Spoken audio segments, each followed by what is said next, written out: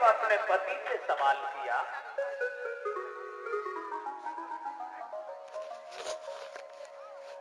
और कहने लगी है प्रभु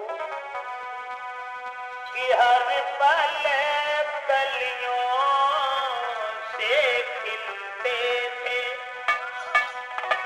और जब जब आंगन में आते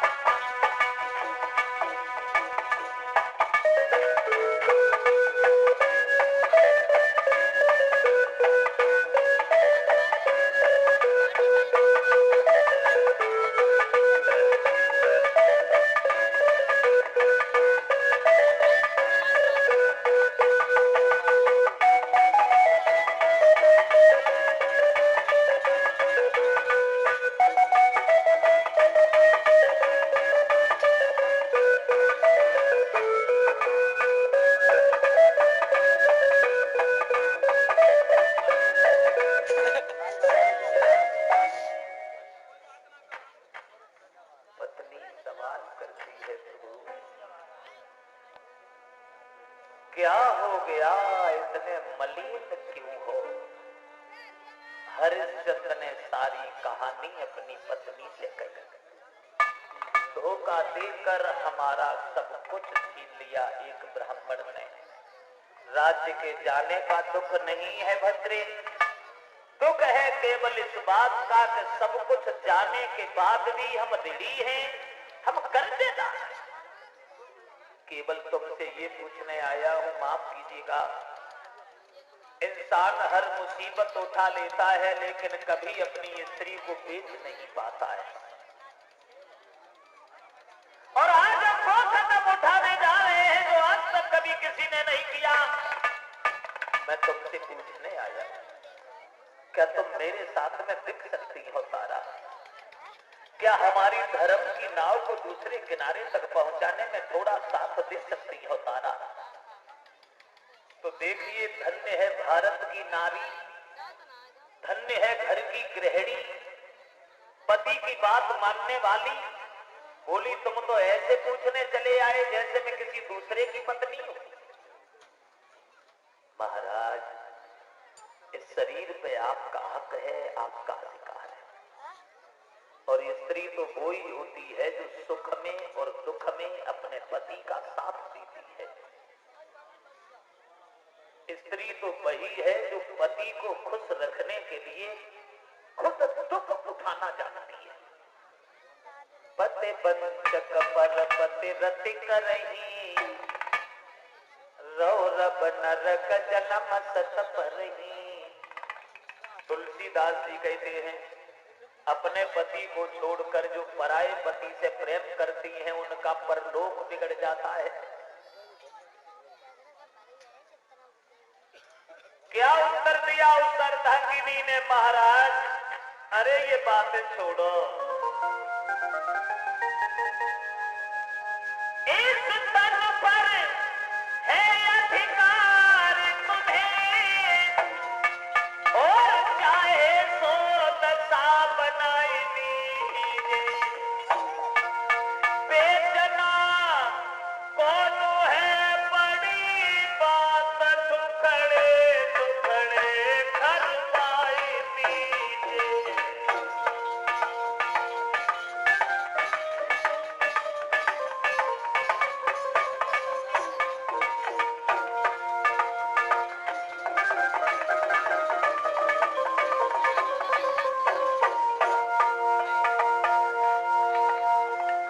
चलियो भागल जल्दी चलियो, तुम हमको प्रथम बेच लीजो।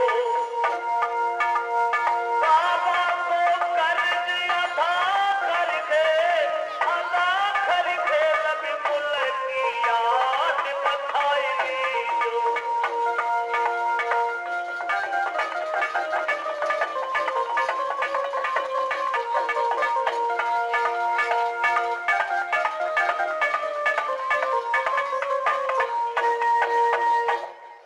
शरीर पे आपका हक है, आपका अधिकार है। कहने को शरीर हमारा है, पर सब अधिकार तुम्हारा है। पति के वचनों को मैं मानूं, ये ही सौभाग्य हमारा है। धन्य है भारत की नारी, बिकने के लिए जो कभी घर से निकल के द्वार जिसने नहीं देखा था, धर्म के पीछे आज बिकने के लिए तैयार हो गई। कितना अंतर आ गया। आजकल की कोई महिला होती और उससे ये कहा जाता कि अब संत के पीछे तुम बिक सकती हो, तो केवल एक ही बात कहती कि महात्मा हो चाहे परमात्मा हो, भगा देना द्वार है। ऊपर से कुआं में तुम गिर जाना, मैं नहीं जाऊंगी कहीं। एक कवि तो ये कह रहा है, आजकल की स्त्री भी अपने पति को खूब मानती है। आजकल की स्त्री भी अपने पति को बहुत मानती है, लेकिन ज्यादा दिन नहीं मानती है, गिने चुने दिन, थोड़ी दिन। जब तक स्त्री को दो चीजें दिखाई देती रहती हैं, तब तक पति को बहुत मानती है। दो चीजें, शरीर में शक्ति और जेब में पैसा, तब तक बड़ा सम्मान। अरे नारी प्रेम जब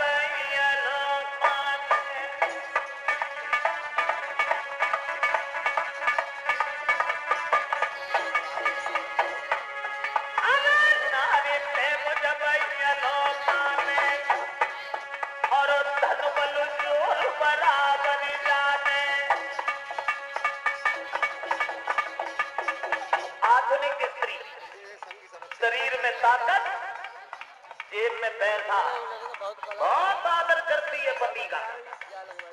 देखा होगा तुम लोगों ने, बाहर से कहीं घूम के आओ, पैसा पैदा करके लाओ, घर में घुसो तो अम्मा मोबाइल देखते बहु देवग देखते, एक तो यंत्र है। तोले बड़ी सेवा, तोले ने जेब उचकी उचकी दिखाते रहते, तोले बिना मांगे पानी तैयार, बिना मांगे रोटी तैयार, रोटी खवाती जाती और अपने मन की गाती जाती। तुम इसके दिन बाद आए, तुम्हें मालूम हम पे कुंडल कवके ना है। फिर वो स्त्री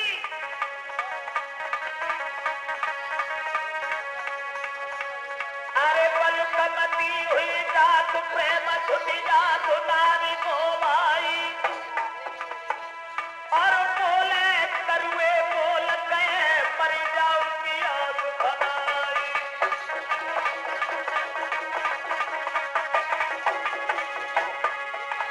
पलकमती हुई जात प्रेम घट जात नारी को भाई,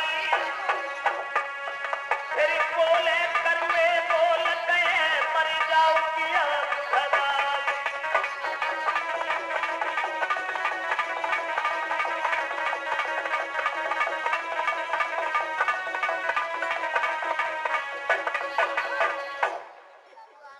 उधर महारानी तारा बिकने के लिए चली। तज वस्त्र आभूषण सकल कपड़ा फटे तन धारी के, कमड़ी नलिनी हाथ में दई लात सब में मारी के। एक पैसा हाथ में उठाया, राजसी वस्त्र उतार के डाले। तीनों प्राणी फटे पुराने कपड़ा पहनते हैं, घर को बार बार जन्मभूमि को प्रणाम किया है और घर से निकले हैं बिकने के लिए।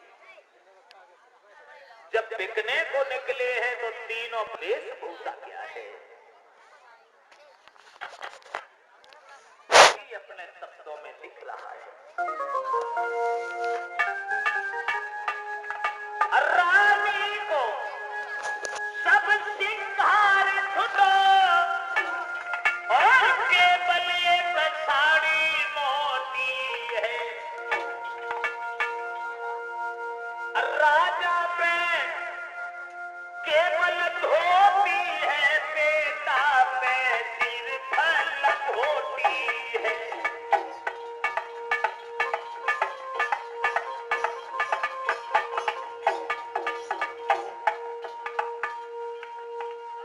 तारा को जाते हुए देखा, तारा की दासी रोई। तारा ने दासी के हाथ अपने हाथों में ले लिए और कहा, सहेली रो नहीं। बोली, और रखा क्या है अब?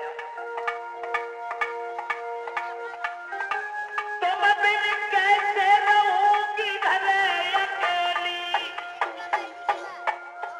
और किन से मन की कहूंगी सुनो सहेली।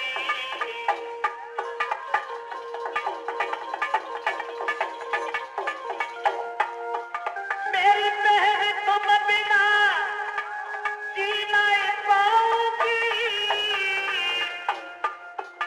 ले चलियो संगल बाई मैं तर तर ठोकर खाऊंगी।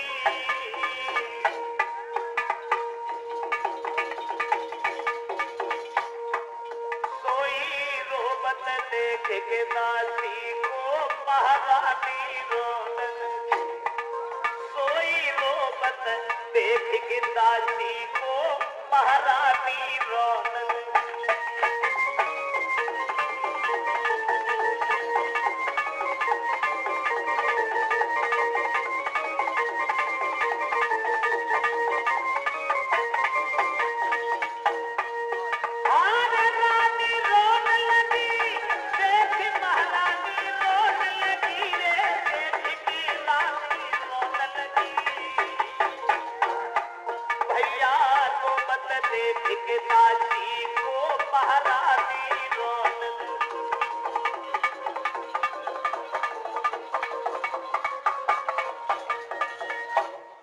तारा जिस समय दासी को रोते हुए देखकर मोह में फंस गई, और तारा जब रोई तो ब्राह्मण विश्वामित्र को क्रोध आ गया।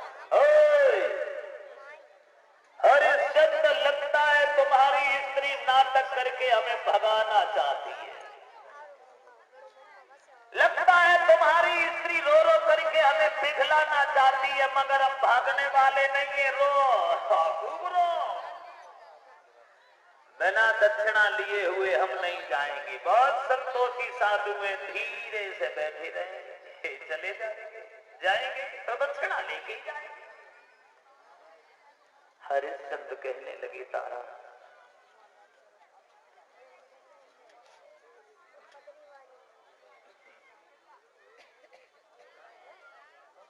अब तो मोह जाल में फंसना ही अज्ञानता है, इसलिए एक काम करो, चल तीनों प्राणी घर छोड़ करके जंगल की ओर चलते हैं। पानी तक नहीं पिया, पैर सूज गए, भाग रहे हैं तीनों प्राणी, और विश्वामित्र फिर भी बढ़िया, अरे ऐसे कब तक पहुंचोगे, बढ़िया।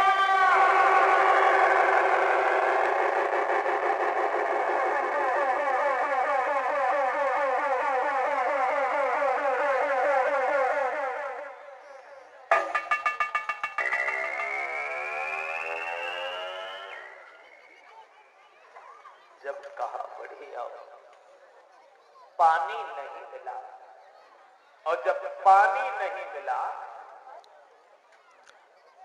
तो रोहितास बेहोश होकर पड़ा। जब रोहितास बेहोश हो गया पानी न मिलने के कारण, विश्वामित्र लौट आए। क्या हो गया, ये लड़का गिर कैसे गया, मर गया क्या? बोले मरा नहीं, पानी नहीं मिला इसलिए बेहोश हो गया है। विश्वामित्र बोले अभी तो बेहोश हुआ है, थोड़ी देर बाद मर जाएगा, और मर जाएगा तो तुम्हारा क्या बिगड़ जाएगा, नुकसान तो हमारा है। तुम तीन में से एक भी मर गया तो संकल्प की पढ़ाई की दक्षिणा कौन देगा? ले मेरा कमंडल, इसे पानी पिला दे, जिंदा बना रहे, मरे ना, दक्षिणा मिल जाए फिर मर जाए। हरिश्चंद्र बोले पानी हम तो नहीं पिलाएंगे, अगर पिए तो आप पूछ लो। तो विश्वामित्र हरिश्चंद्र के पुत्र से बोले हैं पानी पी लो रोहितास। रोहितास ने उत्तर दिया है बाबा जी, रोई के रोहित ने जवाब दो, हे ब्राह्मण या पुत्र ज्ञानी, जब पानी की हमें जरूरत नहीं, हम खुद ही पानी पानी है।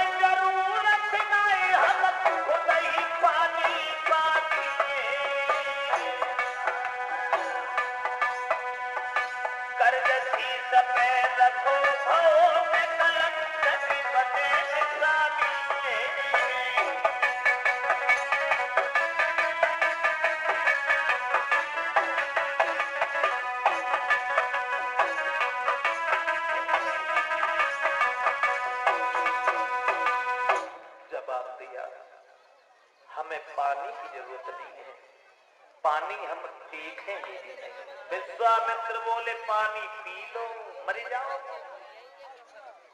और मर जाओगे तो तुम हमारे रिश्तेदार नहीं हो जो हम रोएंगे तो, इसलिए रोएंगे। तुम तीन में से एक भी मर गया तो कौन देगा 60 भार सोना?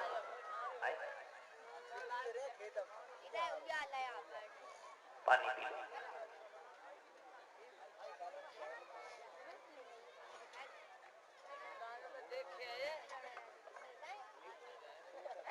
का महाराज हम मरेंगे नहीं, मरोगे भी नहीं तो चलोगे भी नहीं, और क्या करोगे?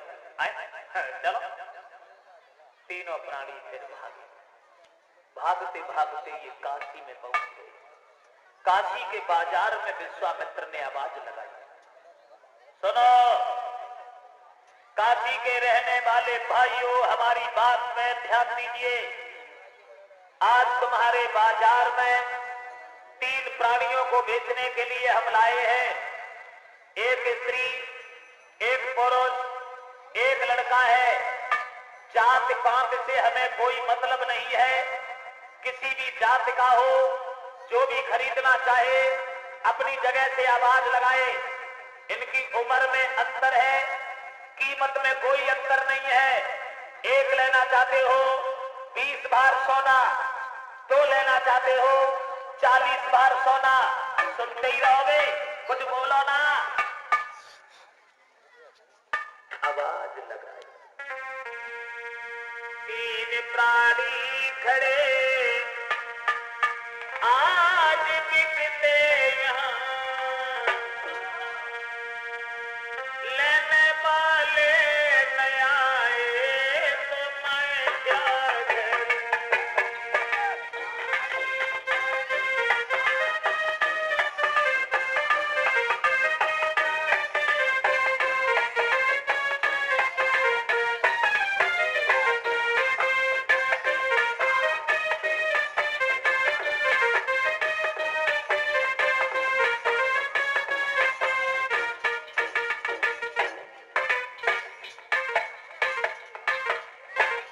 आवाज लगाई।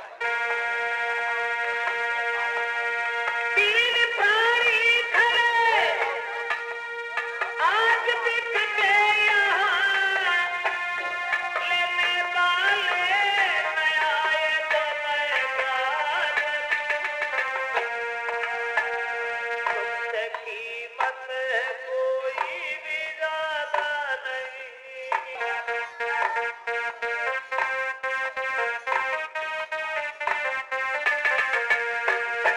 थोड़ी कीमत है, कोई भी ज्यादा नहीं।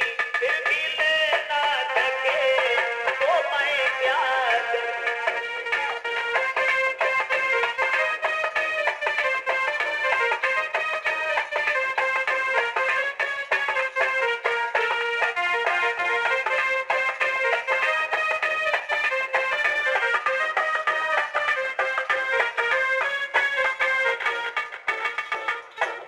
जो आवाज लगाई, लंबी भीड़ जुड़ी आई और उस भीड़ को चीरता हुआ एक मेहतर पहुंच गया। कैसी भीड़ लगी है? जवाब दिया, 3 प्राणी दिख रहे हैं। क्या? हाँ, देख लो। पहुंच गए। कौन बेच रहा है? विश्वामित्र बोले, हम इधर खड़े हैं। अच्छी बात है। इस पुरुष को तो हम खरीद लेंगे, मेहतर ने कहा, और वो भी तब खरीदेंगे जो हमारे यहां चलकर ये मरघटिया का काम करे। तो जो सुना हरिश्चंद्र ने मरघटिया का काम, हरिश्चंद्र की आंखों से आंसू बह आए और मेहतर से दोनों हाथ जोड़ करके निवेदन किया, तुम्हारी नजर में मरघटिया से भी घटिया कोई काम है, मैं उसे भी करने के लिए तैयार है, लेकिन आप हमें खरीद लीजिए। कीमत क्या है? विश्वामित्र बोले, 1 लेना चाहो तो 20 बार सोना, 2 लेना चाहो 40 बार सोना, कीमत में कोई अंतर नहीं है। ये बात चल रही थी, तब तक एक ब्राह्मण ने आकर के कहा, इस लड़की को और इस लड़का को, इन दोनों को हम खरीदेंगे। विश्वामित्र बोले, तो फिर ले जा, 40 बार सोना मंगवा। 40 बार सोना उधर से मंगाया, 20 बार सोना मेहतर की ओर से मंगाया। कीमत चुका दी गई। पहले तो पति और पत्नी, पुत्र, तीनों प्राणी साथ ही साथ खड़े थे, और जब कीमत चुका दी गई तो हरिश्चंद्र मेहतर के पास खड़े हो गए, तारा और रोहितास ब्राह्मण के पास खड़े हो गए। तो हरिश्चंद्र पत्नी की ओर देख करके रोने लगे, आंखों से आंसू बह करके गालों पर लकीर बनाते हुए जमीन में समाने लगे। हरिश्चंद्र ने जाते समय केवल पत्नी से एक बात कही कि जाओ रानी तारा, मैं बड़ा निर्दयी निकला जो मैंने तुम्हें बेच डाला। जहां रहना वहां सुखी रहना, हमारे तुम्हारे रिश्ता आज से टूट गया। न तुम मेरी पत्नी रही न मैं तुम्हारा पति रहा। जाओ जाओ, नर मरते मरते भी और नारी को नहीं बेचते, हम ही दे पहले पापी जो सब मर्याद में डटे।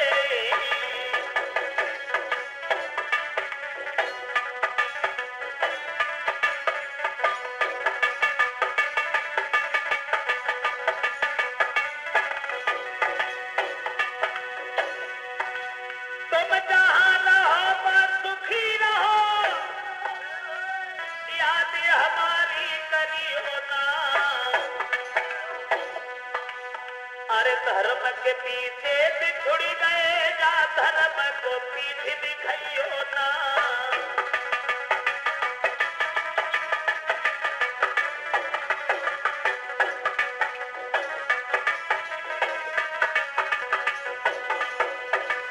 आंखों में आंसू लेके हरिश्चंद्र ने पत्नी से कहा, जाओ रानी तारा, जहां रहना वहां सुखी रहना। एकदम से तारा रोने लगी है और ब्राह्मण विश्वामित्र से बोली है, महाराज अगर हमें बेचने लाए हो तो इस तरह से नहीं बेचो। हम तीनों प्राणियों को कहीं एक जगह भेज दीजिए। जिस तरह मछली बिना पानी के जिंदा नहीं रहती, पतिव्रता स्त्री भी बिना पति के जिंदा नहीं रहती। बिना पति के दर्शन के मैं जी नहीं पाऊंगी, मैं जी नहीं पाऊंगी। विश्वामित्र बोले, तो कहा किसने कि तुम जियो? तो मरे जा, मरे जा। संकल्प के पढ़ाई की दक्षिणा मिल गई है, वो जिंदा रहो चाहे मरे जाओ, हमें क्या करना, ले जाओ इन्हें। मेहतर के साथ हरिश्चंद्र और ब्राह्मण के साथ रानी तारा चल देते हैं। मुड़ मुड़ करके एक दूसरे की ओर देख लेते हैं, लेकिन साहस नहीं हुआ जो कोई अपने मन की बात भी किसी से बोल सकता। अब पत्नी से नहीं रुका गया। हरिश्चंद्र जब दूरी पर निकल गए, पत्नी अपने पति के पीछे पीछे भागी और आवाज लगाई,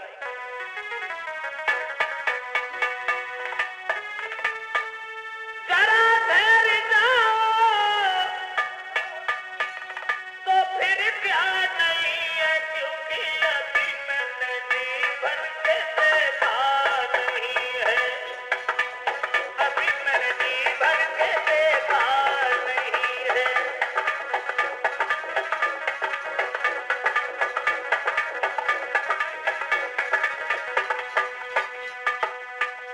पति के पास के लिए दौड़ी,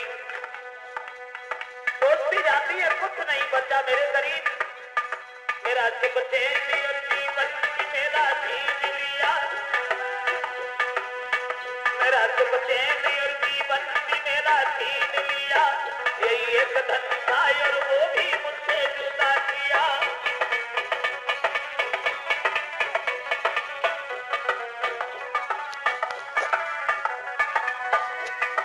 जरा ठहरो ठहरो, तो फिर क्या नहीं है, क्योंकि अभी मैंने जी भर के देखा नहीं है।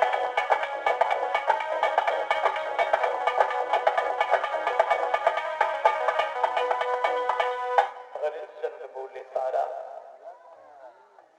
काहे को बिना मतलब के मुंह में फंसी हो जाओ। तारा उधर चली गई, हरिश्चंद्र मेहतर के साथ चली गई। अब क्या हुआ?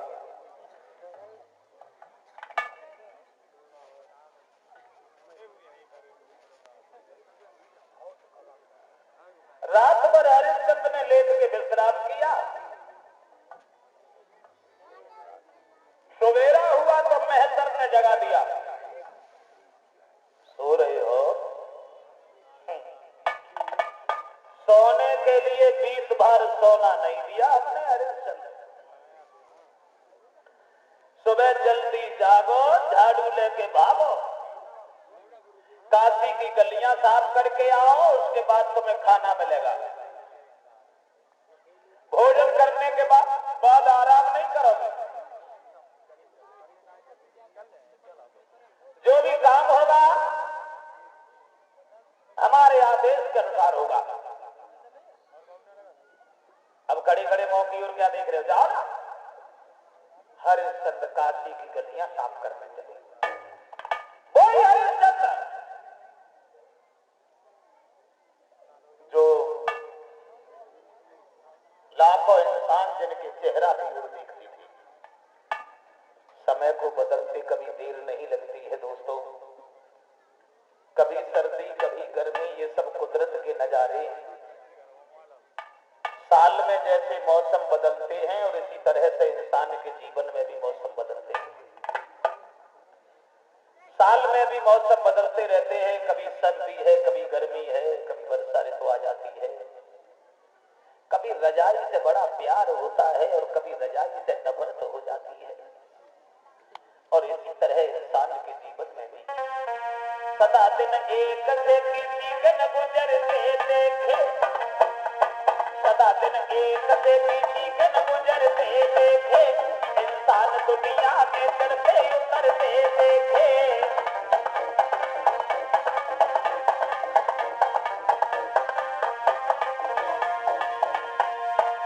समय बड़ा बहादुर है, न जाने किस मोड़ में छोड़ दे किसी को नहीं मालूम।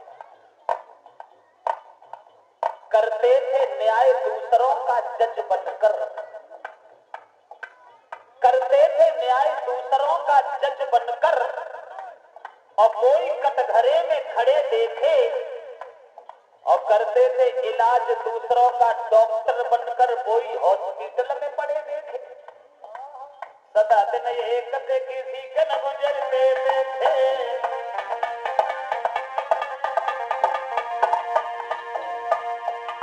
जिन लोगों ने किया था लाखों का लेना देना, कोई पैसा पैसा को हाथ फैलाते देखे।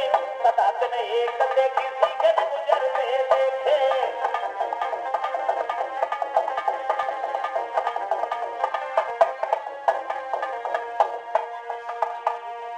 समय देखिए भक्त की बलिहारी। एक दिन रावण ने दसऊ निशाची दिलई, एक दिन दसऊ शीश पड़े रहे रन में, एक दिन श्याम सुंदर भाज गए आधी रात, एक दिन कंस को पठारी दो छिन में।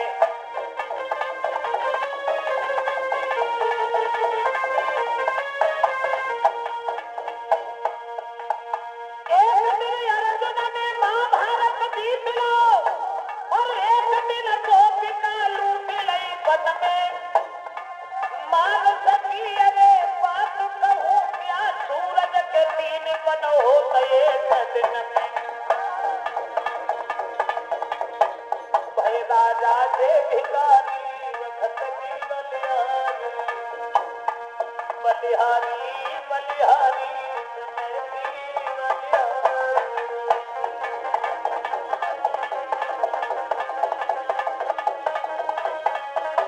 देखिए भक्त की बलिहारी।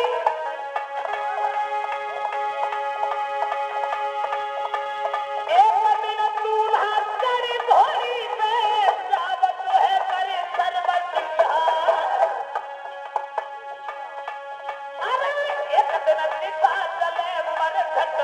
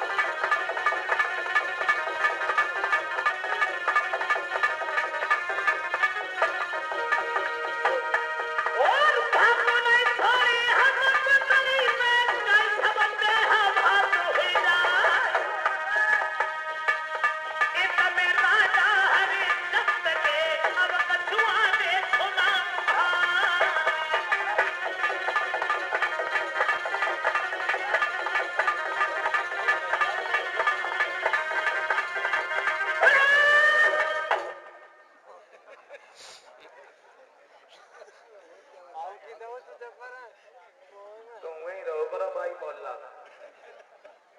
हाँ कच किनारो दूर।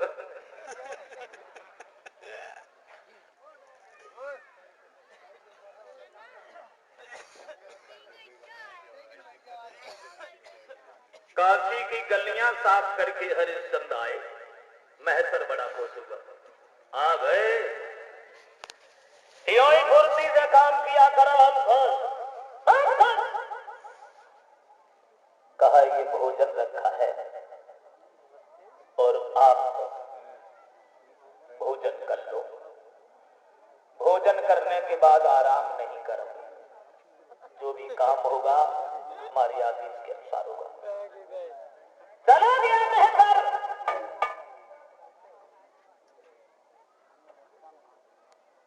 महाराज हरिश्चंद्र खाना खाने के लिए बैठे। भगवान का भोग भी नहीं लगा पाया। विश्वामित्र ने दूर से देख लिया। वाह जी वाह, खाना खाने जा रहे हो? आ रहा हूं। हमने भी शर्त लगाई है वशिष्ठ से, जब तक मैं तुम्हें धर्म से नहीं दिला दूंगा तब तक सुख से पानी नहीं पीऊंगा। अंधे बन गए। अंधे बन करके विश्वामित्र सामने रोने लगे। कोई मेरी आवाज सुन रहा हो तो कुछ खाने के लिए दे दो। ये संसार बड़ा निर्दयी है, किसी को किसी का तरस नहीं आता। 7 दिन हो गए मेरे पेट में अन्न का दाना नहीं पहुंचा। हरिश्चंद्र ने अपना भोजन उठा के दे दिया। कहा दीजिए भैया तुम खा लो। खुद भूखे रह गए। दूसरे दिन फिर विश्वामित्र सामने खड़े। किसी न किसी तरीका से हरिश्चंद्र को भोजन नहीं करने दिया। एक विद्वान में ये लिखा है कि धीरे धीरे धीरे धीरे हरिश्चंद्र को 26 दिन हो गए। शरीर सूख करके कांटा हो गया। पैदल चल नहीं पाते, बैठ जाते हैं तो उठ नहीं पाते। जिंदगी की आखिरी सांसें दिखाई देने लगी। तब तक महतर कहने लगा, बैठे हो? बैठे ही रहोगे? जिंदगी भर करोगे क्या? जिंदगी की सबसे लंबी भूल की है मैंने, जो 20 बार सोना दे के तुम्हें खरीदा। एक पैसे का काम नहीं करते। भगवान ने केवल खाना खाने का बल दिया बस। क्या करना पड़ेगा महाराज? क्या करना पड़ेगा महाराज? तुम जानते हो आज खाना अभी नहीं मिलेगा। घड़ा उठाओ और पानी भर के लाओ, उसके बाद तुम्हें भोजन मिलेगा। हरिश्चंद्र धीरे धीरे घड़ा लेके नदी के किनारे गए। गंगा जी उस समय नहीं थी। गंगा जी हरिश्चंद्र की 13 पीढ़ी के बाद आई है। नदी को कवियों ने गंगा की उपमा दे दी है। बारुणी नाम की नदी थी, उसमें से पानी तो भर लिया लेकिन उठा नहीं पाए। तो हरिश्चंद्र बहुत रोए, भगवान कहां से कहां पहुंचा दिया तुमने। शरीर में इतनी भी ताकत नहीं जो घड़ा भी उठा ले, और कोई इतना भी नहीं है जो इस मुसीबत में थोड़ा सा साथ दे दे। तब तक क्या देखा कि उनकी पत्नी ही आ गई। तारा पत्नी को देखा तो हिम्मत बन गई। हर मुसीबत में मेरी पत्नी ही दिखाई दी, और आज भी भगवान ने मेरी पत्नी को ही भेज दिया। अब तो मेरा घड़ा उठ जाएगा। लेकिन पत्नी पास भी नहीं गई, दूर खड़ी हो गई। दूर से ही पति से पूछा, महाराज तुम इतने कमजोर हो गए? बोले हाँ। सुख का भोजन, सुख की नींद, ये तो सब उसी दिन चला गया। तारा जिस दिन राज्य चला गया। शरीर में ताकत नहीं है। तारा एक एहसान कर दो। क्या? तो हरिश्चंद्र ने पत्नी से इशारा किया कि प्यारी उठवाई दे, हे रानी उठवाई दे नजरिया जल की भरी।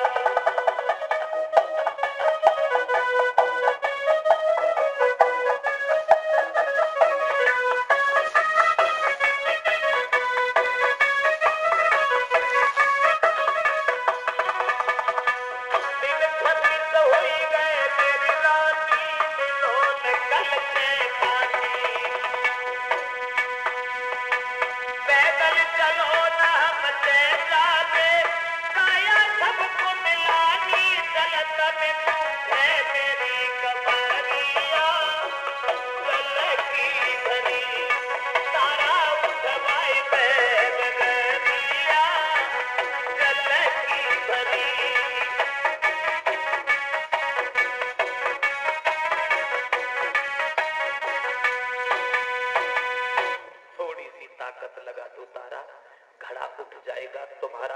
साथ मेरा काम हो जाएगा।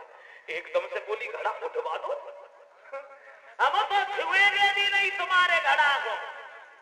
क्यों? तुम्हारे हाथ में मेहतर का घड़ा है, मेरे हाथ में ब्राह्मण का घड़ा है। मैं तुम्हारे घड़ा को नहीं उठवाऊंगी। हरिश्चंद्र खड़ी की खड़ी रह गई। तारा, जिंदगी में पहली बार ना का शब्द तुम्हारे मुंह से मैंने सुना है। क्या दूर रह करके आत्मा भी दूर हो गई? क्या मैं तुम्हारा पति नहीं हूँ? तुम मेरी पत्नी नहीं हो? बोली कुछ भी सही, घड़ा हम नहीं छुएंगे। इसलिए तुम्हें देवे ये काया काली बताई है। चल मैं खुशी ले उठाई है तुम्हें।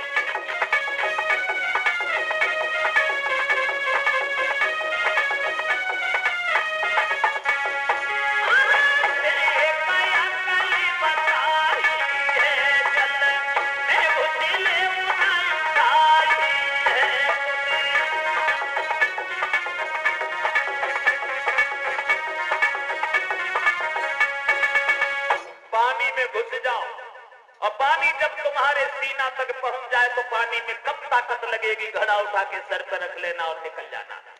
ये वचन कहकर तारा ने अपना घड़ा उठाया और सीधी निकल गई। हरिश्चंद्र देखती रह गई। बाजी वाह, आज मुसीबत में पत्नी भी साथ छोड़ी गई। क्या ये वही रानी थी जब मैं घर पे जाते थे तब मेरी आरती उतारा करती थी? क्या ये वही रानी थी जो एक दिन मेरे कहने से बिक गई और जो हर घड़ा भी नहीं उठवाया? फिर ये सोचा हो सकता है तब इसका मतलब था मैं इसका पति था, ये मेरी पत्नी थी, अब तो कोई मतलब नहीं है तो घड़ा कैसे उठवाया? और ये सच है, जगत में मतलब को व्यवहार, स्वार्थ बिन कोई बात न पूछे, देखा खूब विचार, जगत में मतलब को व्यवहार। पुत्र कमाई करके धन लावे तो माता करती प्यार, पिता कहे ये पूत सपूता, अकलमंद होशियार, जगत में मतलब को व्यवहार। नारी सुंदर वस्त्र आभूषण मांगे बारंबार, स्त्री जीवन भर और कोई चीज नहीं मांगती। नारी सुंदर वस्त्र आभूषण मांगे बारंबार, और जो को लायक न दे तो फिर मुखड़ा लेते बिगाड़, जगत में मतलब को व्यवहार। कोई किसी का नहीं होता, बिना मतलब के कोई किसी की बात नहीं सुनता, कोई किसी के पास नहीं जाता, और मतलब निकल जाए फिर कभी मुड़ के भी नहीं देखता। चाहे हितकारी हो, चाहे व्यवहारी हो, चाहे परिवारी हो, चाहे रिश्तेदारी हो, चाहे सारी हो, चाहे घरवारी हो, कोई नहीं, बिना मतलब के कोई किसी की बात नहीं सुनता। हरिश्चंद्र ने जैसे तैसे घड़ा उठाया, जो जल से निकले, ऐसी ठोकर लगी घड़ा जमीन पे गिर गया, टूट गया।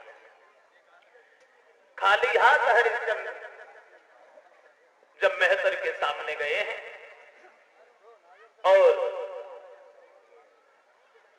महाराज हरिश्चंद्र से जवाब दिया।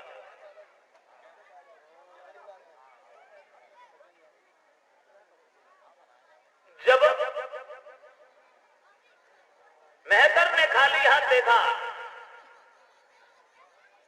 हरिश्चंद्र सुबह से गए अब आए, घड़ा कहाँ है? जवाब दिया, महाराज धोखा से घड़ा टूट गया है। क्या? घड़ा तोड़ दिया?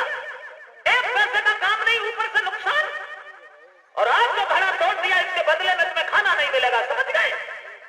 अब तुमसे कोई काम नहीं होगा, इसलिए शमशान में जाकर के पहरा दो, ये हमारा आदेश है।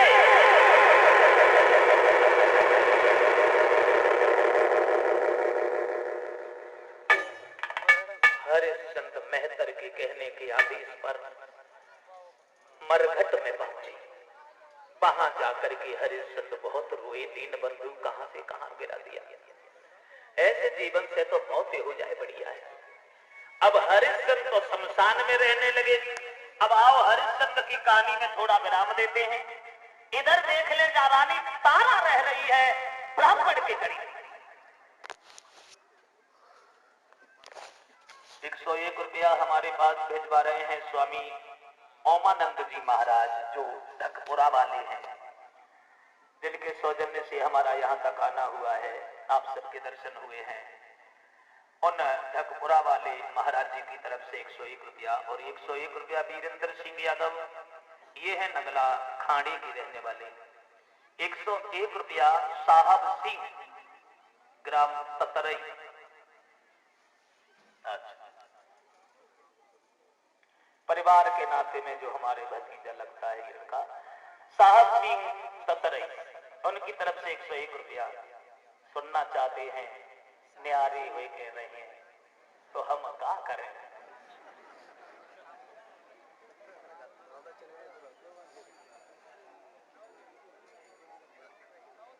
खैर कोई बात नहीं, सुना देता हूं। आज से 3 साल पहले ये कैसेट हमने गाई थी, नाए मिले पते मन की, और उसी में ये गीत मैंने गाया था। एक औरत अपने पति से बोली, अरे सोने ले भरता रया बनाए साजे रही भरता न्यारे हुई।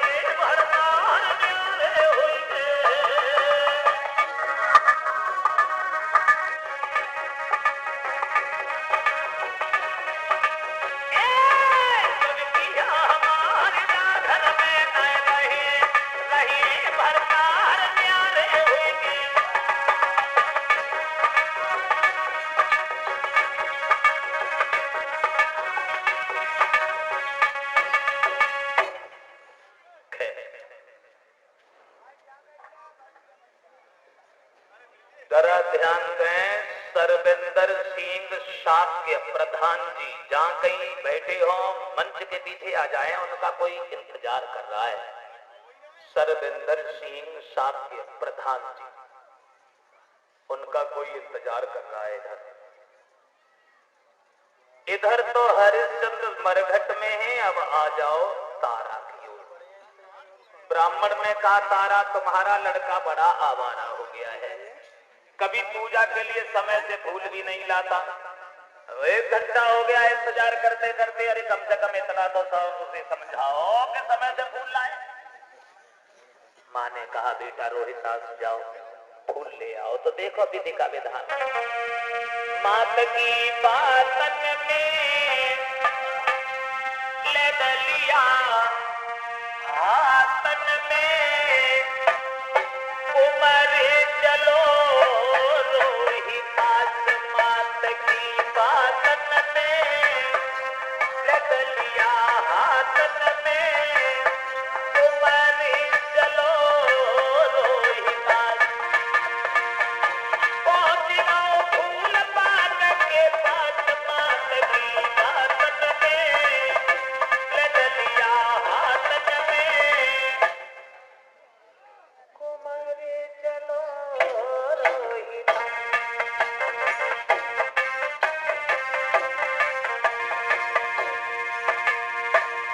रोहित आगे बढ़ा, विश्वामित्र ने देख लिया, बाजीदार रोहितास चलो, अब भी आ गए। शर्त लगाई है मैंने वशिष्ठ से, मैं तुम्हें सुख से जीने नहीं दूंगा। विश्वामित्र सर्प बन गए, छिप गए फुलबारी में। रोहितास ने देखा, फूल एक खिला हुआ, कभी सियर छुपा हुआ, दिल में तो लागी भारिया। पहुंच जाओ फूल बगिया के पास, मात की बातन में ले डलिया हाथन में, हरे कुमारी चलो रोहित।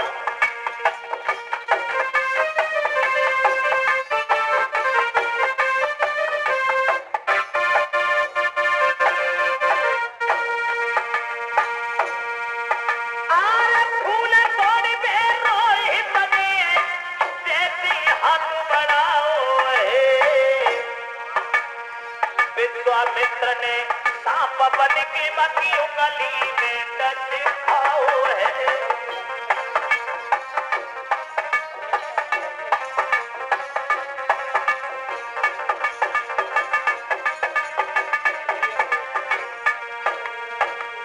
जो हाथ आगे बढ़ाया, विश्वामित्र ने सर्प बन करके रोहितास को डस लिया, पठार खा करके रोहितास गिर गया, रोते रोते बेहोश हो गया बाग में। और इधर विश्वामित्र काशी की गलियों में भागे। सुनो काशी के रहने वाले भाइयों, बहुत सुंदर किसी का लड़का था, बाग में फूल लेने के लिए जाया करता था। आज उस बच्चे को किसी सांप ने डस लिया है।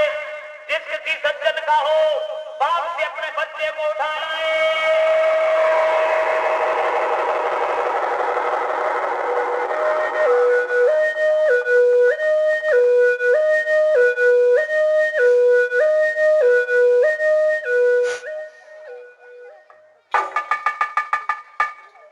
आवाज तारा ने सुनी, खाना बनाना बंद किया, भागी। रोहितास को गोद उठा लिया। क्या हो गया रोहितास? जवाब दिया, मां मुझे कोई सर्प डस के चला गया, आंखों के सामने अंधकार है, कुछ दिखाई नहीं दे रहा, लगता है मेरे जीवन की आखिरी सांसें हैं, लेकिन रोना नहीं भैया। अब दुख सुख की जो कैरी तो भैया मोसे कैले, आखिरी प्रणामरी मैया मेरी ले ले। एकदम से मां बोली, पुत्र ये क्या कह रहे हो तुम? बेटा जा दुखिया मैया को दे हो और धर्म के मल्ला बन करके मैया मझधार डुबा दे हो।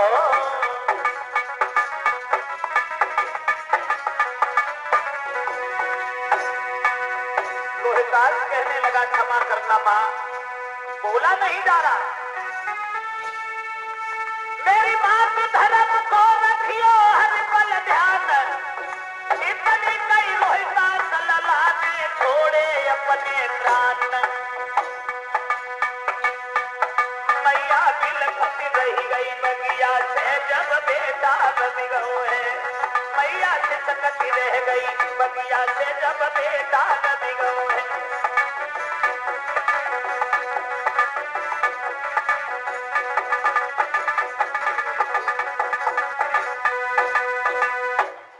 मां की गोद में रोहितास का सर एक तरफ को लुढ़क गया। मां बच्चे को निहार करके पछाड़ खा के गिर गई और उस बच्चे को गोद में उठा करके मोह पे मोह धर लिया। हरे नारी की छूटी गई थी बवचारी।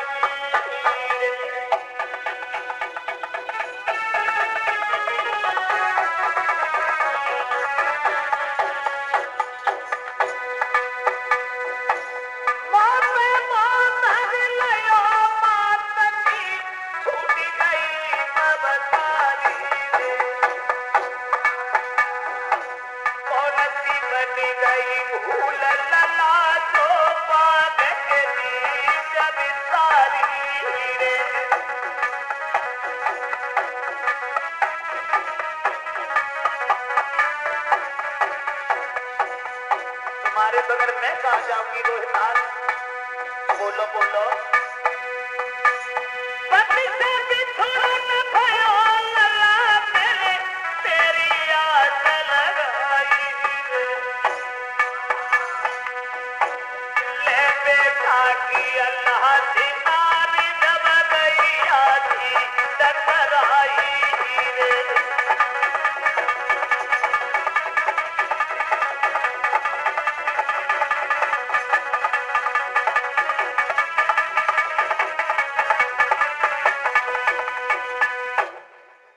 बच्चे की लाश पे रो रही है, कोई धैर्य धारण करने वाला भी नहीं है। मालिक ने आकर के समझाया है, अपने बच्चे को ले जाओ, इसका अंतिम संस्कार करो। भक्तजनों, इतना भी पैसा नहीं था जो कफन भी डाल देती बच्चे की लाश पे। सोच रही है मेरे लाल जिंदगी क्या है, तेरा जन्म हुआ था, लाखों रुपए की दौलत दान में लुटवाई गई और आज तेरी लाश को ढकने के लिए कफन भी नहीं है। अंत में मां ने आधी साड़ी फाड़ी मात ने कुंवर को कफन बनायो, ले बेटा की लाशी अगारी भोजन पैर बढ़ायो। अब रोबत सी कस चली नगर में रोहित की महतारी, अरे कौन जन्म के पाप भई मेरे जीवन की ख्वाही।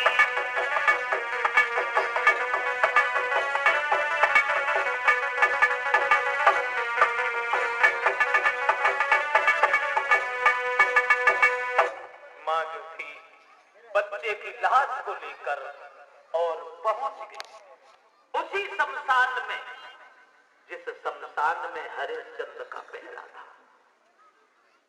चिता बनाती है, कई बच्चे की लाश से चिपट के रोती है, अकस्मात हरिश्चंद्र आ गई और जवाब दिया,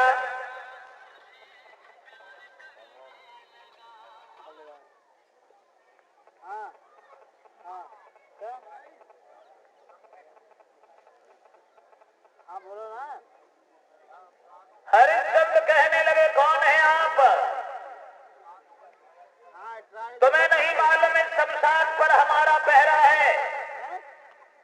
जो तारा ने पति को देखा तो पहचान लिया।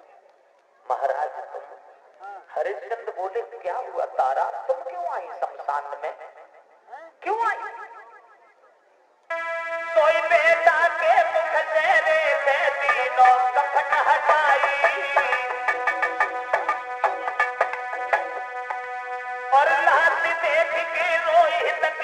कीड़े भूप कस खाई। ये क्या हुआ तारा? रोहिताक्ष मर गया? बोली हाँ। महाराज फूट गो हम तो उनको भागी, फूल लेन को कुमर कोई गति गो बेरी नाथ। कोई पुत्र की लाज निहारी भूप हिलकी भर के रोए, कोई देखी पुत्र की लाज भूप हिलकी भर के रोए।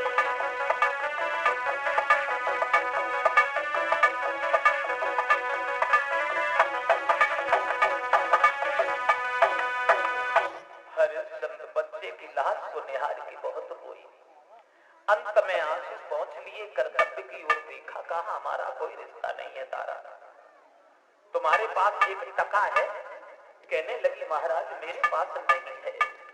हरिश्चंद्र बोले तो माफ कीजिए, यहाँ पर लाश नहीं चलेगी। तारा बोली अपने पुत्र की लाश के लिए टका मांग रही हो? क्या ये लड़का तुम्हारा नहीं है? हरिश्चंद्र कहने लगे तारा अगर लड़का हमारा है तो तुम भी हमारी रानी हो रानी। कितनी बार कहा था कि मेरी घड़ा उठवा दो, तुमने घड़ा नहीं उठवाया। मैं अपने महाराज की हुक्म को टाल नहीं सकता। जिस दिन काशी में लिखी, कान खोले की एक बात सुन लो। फिर साला धरे मरघट में रोई रही तारा नारी, कुमरो न मेरो नाई नारी हमारी। आते नहीं काशी में जाई बिके छुटे सब बनाते हैं, करे नौकरी शपथ धरे हम रहते हैं।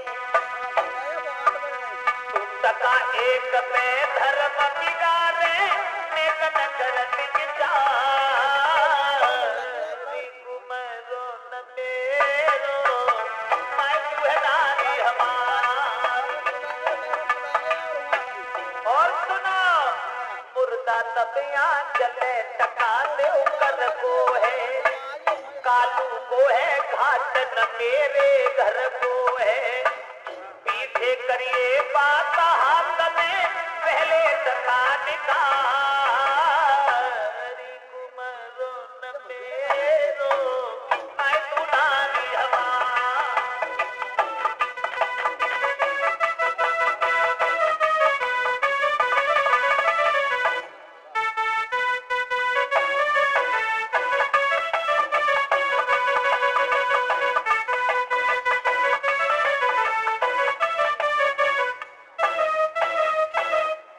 हमारा कोई रिश्ता नहीं, टका चाहिए।